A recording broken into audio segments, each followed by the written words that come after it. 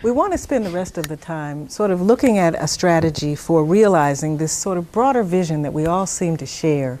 We want to look at the barriers. I mean, we believe it's important to teach these concepts to young people, to teach them in very positive, proactive ways, to create learning experiences that allow students to embrace these values as an important part of their development process. That means we believe there should be some place in the curriculum where these concepts are taught and experienced. But we live in an age where standards are driving our educational experience. We have legislation that's really determining what teachers do with their time and what the students are ultimately tested for in terms of accountability. I'd like to hear your reactions to this conundrum. How do we address those issues? And Alan Cullen also reminded us early on of the fact that social studies is not really high up on the radar screen of accountability. I mean, students are not really being held accountable for how much they know about social studies, history, diversity, etc. So we'd like to get some input from you in terms of how important is it that we teach these concepts, and how are we going to navigate in an environment and a political climate that makes it hard for that to happen, an economic climate too. Anybody want to tackle that one? First of all, teachers have to know more than one culture and feel comfortable with more than one culture and see the value, because that's where the power is in the classroom, and that's what can change it. So you start with teachers, but also in my library I want every student to be able to see themselves every day, whether it's on a book jacket, whether it's on a poster. They can use materials from all different cultures to support teaching reading, to teach writing, to teach math. It has to be there because I taught in middle school. If something isn't relevant, they forget it. It's not important, and it has to be relevant to me right now, not in 10 years. It has to be, if you can't read, you can't get your driver's license. Thank you. Want to tackle that? As a school board member, and one of the challenges that we have right now is that no child is left behind, and we're looking at the reading and the writing and the math, and those are very important because we want people who can read, write, and do math because they can go into the workforce and be able to read and write and be able to do the mathematician that they may need. However, what we have to do is, I believe, as a board and as a community, is make sure that we don't deviate from the social studies or diversity. And for me, it would be the training that I think we're doing now with teachers, the training of diversity, because one of the things I'm discovering with diversity in schools is that we have to teach our teachers that you can't teach anything you don't love. And if you do not love, it's going to be hard to teach them. And therefore you won't be able to teach them diversity, nor can you teach them math. You can't teach them to write. You can't teach them to spell. So it goes back to what Bob Knight just said, that we have to love our neighbors, and that neighbors does not mean that we're all loving. Do I only love the black people? Do the white people only love the white people? No, we love each other and we respect one another. And if we can get to that point of loving one another, regardless of our background, we can teach our children for the future. Yes, you wanted to respond. I'd like to see, as a student, a class offered to us that promotes tolerance through understanding, maybe even an electoral class, where we could take and we could learn about other cultures just for that same reason.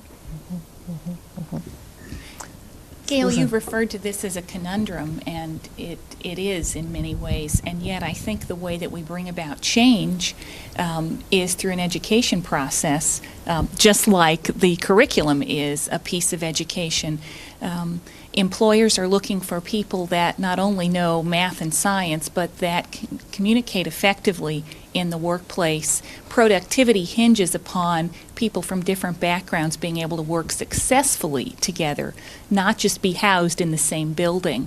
And that is critical. Therefore, understanding one another's cultures as our demographics are changing so rapidly in the United States becomes more and more important. And again, back to civic engagement. which is a critical factor in democracy. And we have to encourage our young students to continually be involved in the community in that way, that it's a civic responsibility, and that comes through an education process as well. When we created the resources, the Americans All Resources, we were trying to focus on what unites us rather than divides us as a people, and that's where the civic part comes in. We are part of a wonderful experiment in governance, a wonderful experiment in terms of democracy, and so we feel there's an urgency to remind people that this is the broader umbrella under which we all fit. We are democratic, we are citizens in this democracy. And our challenge right now is to figure out, how do we get this message into every classroom in the United States? What are some of the political or strategic or economic leverage points that we need to seize in order to make this real? And we'd love to get serious advice from you. We're in how many school systems now, Alan? Over 2,000 schools and libraries now. Yeah, over 2,000 schools and libraries, but that's really a drop in the bucket in terms of our ultimate goal. So we'd love some creative ideas from you in terms of, how do you do that? How do you get from here to there in a time where the political and the economic climate may not be working in our favor? I know, speaking from a teacher's point of view, the most attractive thing about this Americans All curriculum is it's different from No Child Left Behind in that I'm not going to be taking assessments every 2 weeks. I'm not going to be gathering 250 pages of reports to make on it. This organization is going to give me credit for being creative and being thoughtful, and is going to give me resources that I can tailor into what I'm doing already, so that it's not this, this No Child Left Behind is a paperwork workload nightmare for school districts and for individual teachers. And if you go to a social studies teachers and say, hey, we got a great new program for you, and they look suicidal, you can say, but the good news is it's a great program, you tailor it, we're not going to ask you for a 5-page report on it, it's good, accurate, relevant information that's really going to help your kids connect with what you're teaching, with you, with each other. It's not like what is being So forced I hear you saying now. the strength here is that it's teacher-friendly. Yes. And that may be a point of leverage that we really need to emphasize. Any other advice? Another advice that I have is that we have to find more of your Dr. Leonard Wesleys in the community. We need to, and we can do that, basically getting the product of America All into the community, for those people who are in our community with creativity and a passion for children, a passion for history and social studies, who can then bring that to people and the network form where they don't feel like they're being pushed on. Because when Dr. Leonard Wesley presented to me, I just embraced it. I thought it was a great ideal, and from there I'm continuing to be a part of it and want to be a strong supporter of it. That's very important. That May I make a quick point, too? Sure. I watch with great interest, now that I'm no longer in elected office, to what Kevis goes through at the school board and what the chairman of the county commission, Tim Norton, goes through, and my colleagues on the city council. Every elected official in America is under a lot of strain and stress trying to finance this myriad, this unlimited amount of public requests for various services. And I think it's reflective on what we're talking about. Also, I don't think there's any question that one of the top priorities in America, if you do any independent analysis, is education. People can unite around the fact that their kids and their grandkids are important, and that future is of vital significance to them. The rub comes when you have Homeland Security, you have Social Security, you have the war in Iraq, you have all of these burning issues that are taking time, resources, and attention away from our real fundamental responsibility, and that's educating our young people. The genius of what Alan Cullen and others, like yourself, have developed is the fact that it's going to require one of the largest public-private partnerships in the history of America to allow private companies to support this effort, where it won't be Kevis and Tim and others having to try and strain even more of their precious resources toward this necessary responsibility. So corporate America is going to have an opportunity to step up and participate. And for that, they receive, I think, enormous opportunities to be identified with probably the number one issue in America, and that's educating our kids. I'd like to have someone who understands corporate America respond to that, because, you know, we believe that this is a win-win for everybody, but we need corporations to feel that way too. So we'd like your advice on how to get the ear of corporations and get them to want to make this kind of investment. Well, corporations, by their very nature, look towards a bottom line. That's kind of a cold-hearted thing to say, but the reality is there's always a what's in it for me in a corporate structure. When we look at diversity training, when we look at learning the social skills, when we look at what in corporations are sometimes called the soft skills, which relate to social studies and civics and so on and so forth, there's a real return on that. If you have employees that are engaged in their local community, they're going to have a more of an understanding about what goes on in the broader picture that contributes to the success of their company. The company is going to find employees that have a better background for a diverse workload. We're in a situation right now, unfortunately, that we've had to lay off a lot of people. What that means is that there are a lot of people who now have to do more than one kind of job. They were focused on a specific role for a while. Now they've got to do 2 or 3 different kinds of jobs. That diverse type of job requires that they have to work with a lot of different kinds of people in different situations. That's a very important aspect of the kind of things that we look for in employees. So when you talk to corporate America, you know, one of the first things you can do is say that, you know, here's an opportunity for us to give you a broader student with a broader background, a better exposure to a broader range of things, with understanding about things that will contribute to the success of the company. Thank you. Would you pass the mic right to the left? Well, yeah. I can't react to the business community, but we've talked about teachers and what their needs are to help push these kinds of values.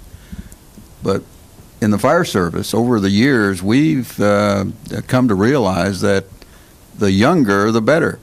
They're much more impressionable. And so we hammer away at kindergarten, first grade, up through the 6th grade with our fire prevention programs, and it's paid off immensely. Even to the point that now we've got bean counters telling us, well, you don't have fires anymore. Well, what would you have? Would you rather we have fires? And we think without the ability to really track these things in terms of the value and the payoff, we think that it has to do with what we teach these youngsters in terms of their fire safety in the home. And we've got excellent programs that are presented to the schools, and the teachers have embraced them and pushed them through as well. So I think the younger the better, and we need to get this curriculum to them as quick as we can. Thank you. I want to hear from one of our students. Thank you. With the majority of students I've talked to, they want to learn about different cultures and things like that. I mean, we're teenagers. We're in a transitional stage of our lives, and anything more that could help us find us who we are is a great benefit to us. And I mean, it's not like math where it's rigorous and, you know, it's I mean, sure, of course we need math, but we're not as interested, besides, you know, getting a paycheck, but we want to know about different things, and we want to find ourselves or get a more base on what we believe in. You know, hearing other people's view rather contradicts ours helps make our view stronger, and having teachers that would read a different book from another country or something, instead of having us read Hamlet and Julius Caesar and Romeo and Juliet, we get Shakespeare every single year of English in high school. And I think teachers would be bored by that by now. So, because I am. So, I'd like to tie some of your things together. Like Wichita Public Schools has addressed the SCANS report, which came out 10 or 15 years ago, and is what you were talking about, in that it was the Department of Labor and the Department of Education. And what corporations said they needed were people who could find information, who could communicate, who could work together. Those were the skills they needed. The fire department has come out and given us role models, because that's what we need from the community also. In our school, we're very diverse. When we walk outside, we want to see people who are in different areas of work, in different power structures, that are also diverse. In Wichita, when you are hired, you must have a certain amount of diversity training. It is required. If you do not have that diversity training, you are not there for a second year. Now, not only do we have training within our school district, but also they let you know the Asian Festival is this weekend. It will give you so much diversity training. And all other things that are happening within the community. So it is required for Wichita Public School teachers.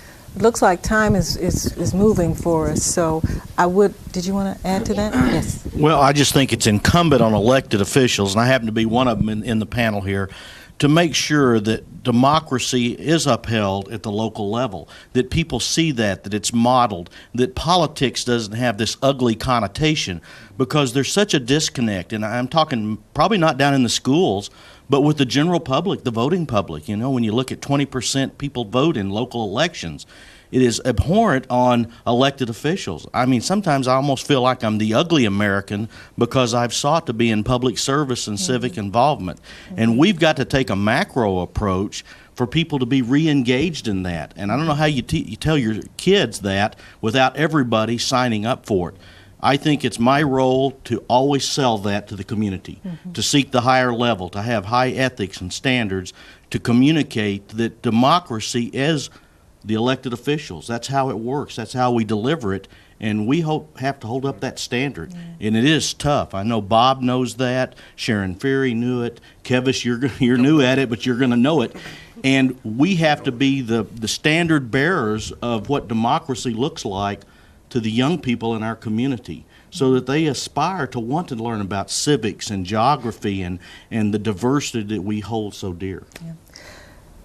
Clearly, democracy and diversity are one conversation, at least certainly in this country. There's no question about that, and your insights have been extremely helpful. The strategy that Alan Cullen has so brilliantly designed for getting these resources into every classroom in America starts with the schools in the nation saying, yes, we want these resources. And then once that has been established, getting private corporations and the government to work together to essentially foot the costs for getting these resources into our schools. And we have, how many schools have registered already? 2,500. We have about 2,500 schools that have gone to our website and said, yes, if these resources were available, we would certainly use them. We would like that number to grow exponentially, and that's one of the reasons for this activity. We'd like to have every school registered saying, yes, if we had these resources, we would use them. And so that is one of the purposes today, is to get the schools to realize that there is a tool, there are a set of tools that have been prepared, and essentially their job is to say, yes, we want them, while we take that strength. Really, it's democracy at work. We take that strength and we say, okay, elected officials, private sector leaders, you have a demonstrated need here. Can you respond to that need? And we think that that formula may work. And it's taken us the better part of 20 years to get to that. But, you know, things haven't changed that much. In 20 years, the need, if anything, has increased.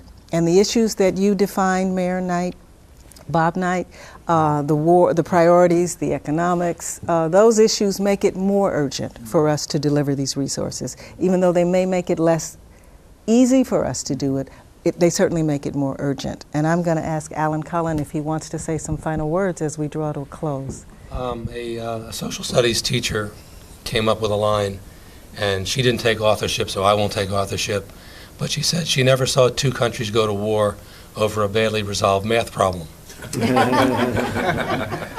But when you think about that, regardless of how we got involved in Iraq, math and science won the war. Social studies is going to have to win the peace. And if we're teaching democracy over there to people that have no concept of what the value is, we shouldn't lose sight of teaching it here, because we have as many diverse people here today and even more than we've had in the past. Thank you all.